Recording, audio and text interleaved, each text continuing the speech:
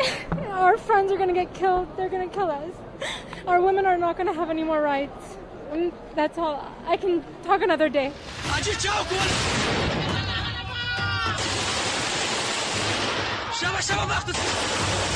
अफगानिस्तान अब हार चुका है। काबुल हो या फिर जलालाबाद, हर तरफ तालिबान का कब्जा है। पहले ये नजारा देखिए।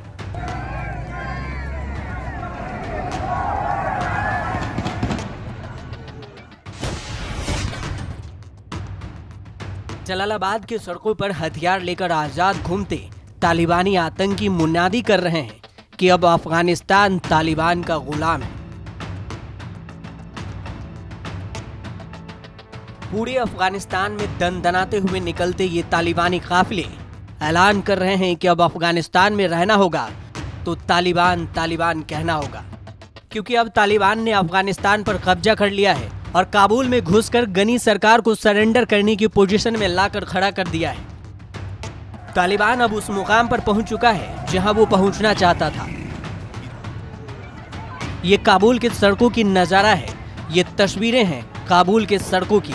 भारी अफरा तफरी, सड़कों पर जाम, हर तरफ लोग जल्द से जल्द काबुल छोड़ देना चाहते हैं ताकि उनका परिवार तालिबान के क्रूर शासन से किसी तरह बच जाए।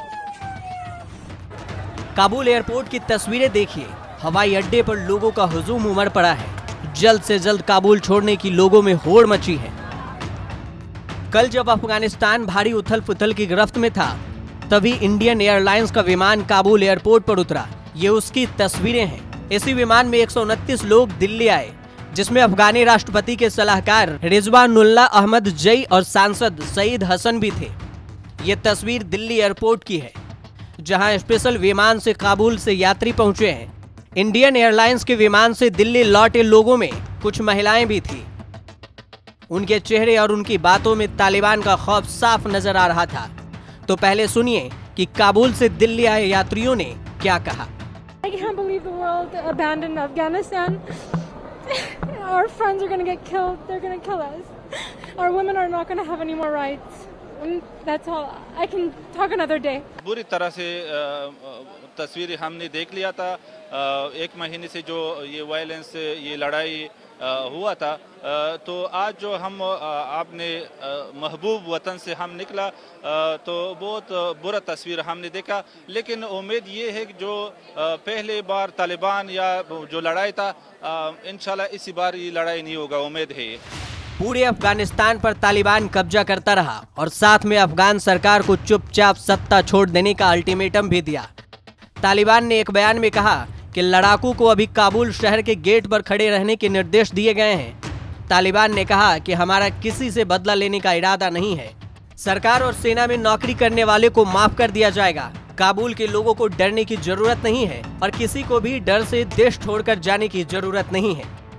तालिबान की इस अपील का कोई खास असर नहीं हो रहा।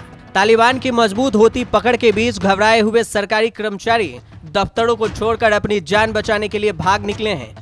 तालिबान जुबान भले ही शांति से सत्ता पाने की जुबानी बात कर रहा है, लेकिन उसने अफगानिस्तान पर कब्जा करने के लिए जो खून खराबा मचाया है, उससे एक बात तो साफ है कि अफगानिस्तान में आगे क्या होगा ये कोई नहीं जानता। जो लोग वतन छोड़ने को मजबूर हुए हैं, वो फिर कब घर लौट पाएंगे इसका कोई अंदाजा नहीं।